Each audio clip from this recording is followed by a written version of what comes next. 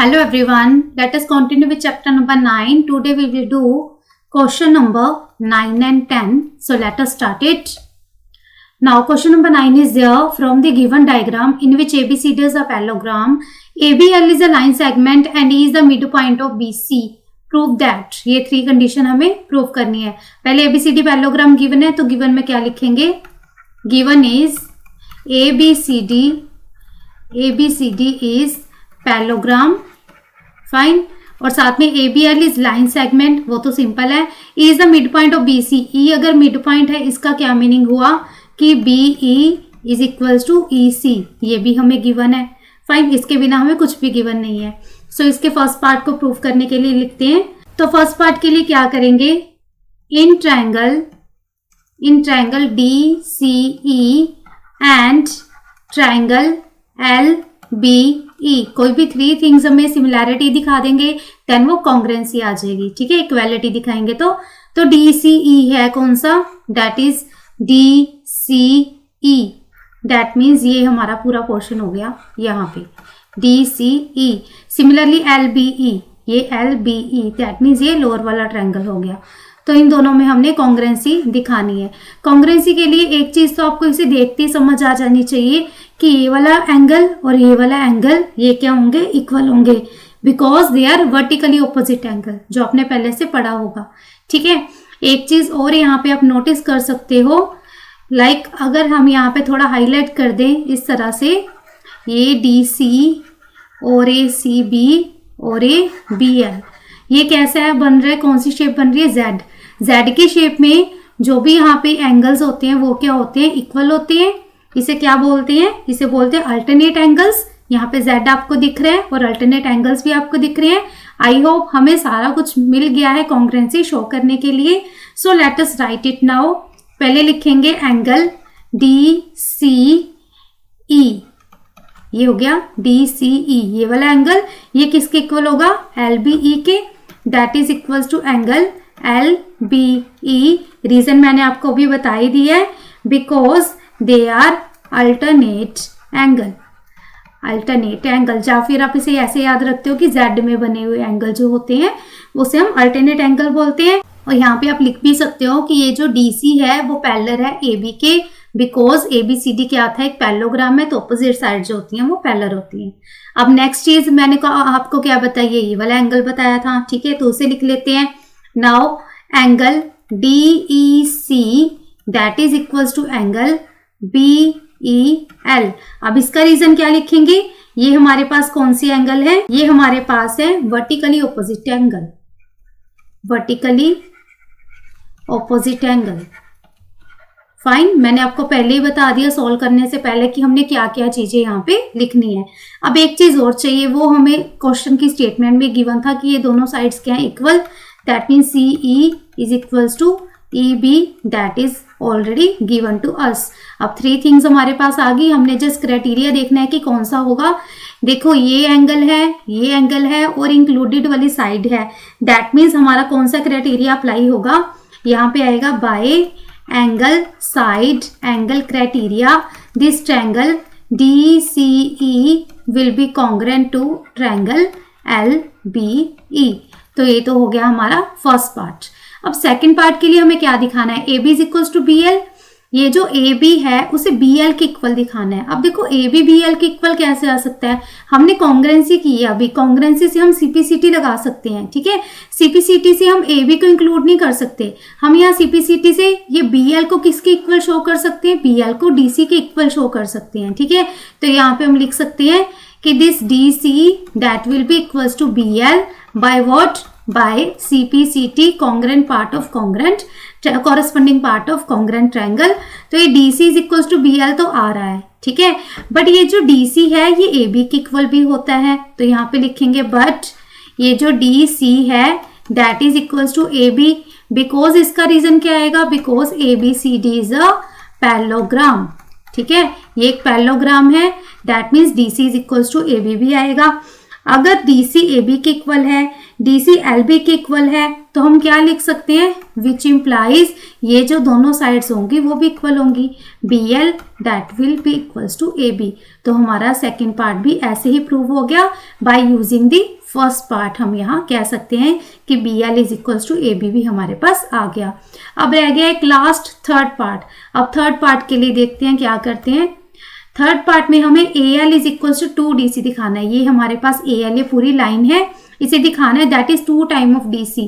तो third part के लिए हम पहले AL को ब्रेक करके लिखें। AL को क्या लिख सकते हैं, AB प्लस BL ऐसे लिख सकते हैं। फर्दर ये जो हमारा AB है ये तो किसके इक्वल है, DC के। अभी हमने लिखा था AB is equals to DC plus ये जो हमारा BL है ये भी किसके इक्वल है, DC के इक्वल है। ये भी हमने कहाँ लिखा है, सेकेंड पार्ट।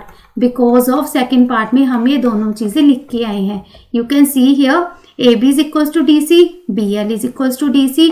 तो हमने यही दोनों टर्म्स यहाँ पे लिख दी, AB की वैल्यू भी DC, BL की वैल्यू भी DC। तो ये क्या आ गया 2DC, hence it is proved. So ये हो गया question prove. Now question number 10 is there in the given figure AB is equals to DB। ये इस फिगर में ऑलरेडी गिवन है, AB is equals to DB and AC is equals to DC। And आपको ये angles given है कुछ ABD ये complete angle ये हमारे पास है 58 डिग्री का। देन DBC यहाँ पे है DBC, ये जो हाफ पार्ट है इसका that is 2x minus 4 degree. Then ACB ये एंगल हमें गिवन है that is y plus 15 degree. Then है DCB ये वाला जो एंगल है that is 63 degree. Find x and y, हमें x और y की वैल्यूज फाइंड आउट करनी है।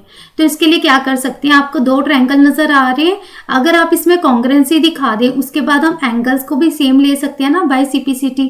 सो लेट अस स्टार्ट इट। हम इसमें स्टार्टिंग में क्या करेंगे, पहले दो ट्रायंगल ही ले लेते हैं इन triangle ABC and triangle DBC, upper and lower triangle, इन दोनों में कॉन्ग्रुएंसी दिखाते हैं। देखो साइड्स तो पहले से इक्वल गिवन है, यहाँ पे जो AB है वो किसके इक्वल है, DB के, ये गिवन है। AC है वो भी किसके इक्वल है, DC के। ये दोनों चीजें हमें क्या है, गिवन है।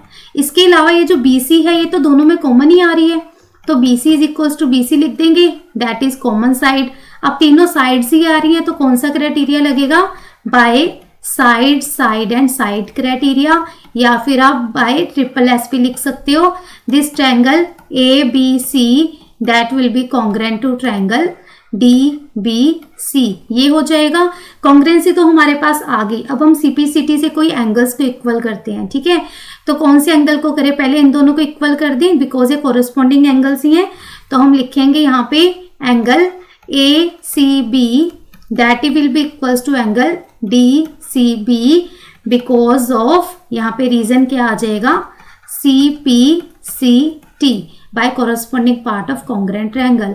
अब ACB इसकी वैल्यू क्या है, y plus 15 degree is equals to DCB, इसकी वैल्यू क्या है 63 डिग्री। तो यहाँ से y की वैल्यू इजीली आ जाएगी, y आ जाएगा 63 डिग्री माइनस 15 डिग्री।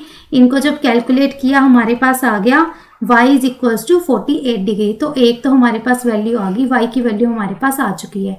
अब सिमिलरली हम किसी दो और ट्रायंगल को भी CPCT से इक्वल कर सकते हैं। तो यहीं पे अगर लिखना चाहें, अब ऐसे ही ABC हम लिख सकते हैं, triangle ABC that will be equals to triangle DCB, angle DBC, ये भी इक्वल हो जाएंगे बाय व्हाट, बाय CPCT।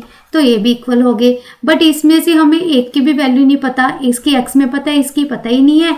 तो इसका मीनिंग क्या हो गया, हमें DBC इसकी वैल्यू तो 2x माइनस 4 डिग्री गिवन थी, दैट मीन्स एंगल ABC की वैल्यू भी क्या हो गई, 2x माइनस 4 डिग्री होगी। ठीक है, दोनों इक्वल आ गए। बट हमें ये जो लार्जर एंगल है इसकी वैल्यू स्टेटमेंट में पहले से गिवन थी, दैट मीन्स इन दोनों को ऐड करके ये जो एंगल आता है उसकी वैल्यू हमें गिवन है। तो इसे हम लिखेंगे further, we will write it as angle ABC plus angle DBC that is equals to angle ABD. That is quite obvious, or you can say we have already. Fine, because ये larger वाला था, इसके 2 parts हैं तो दोनों को add करके यही आएगा।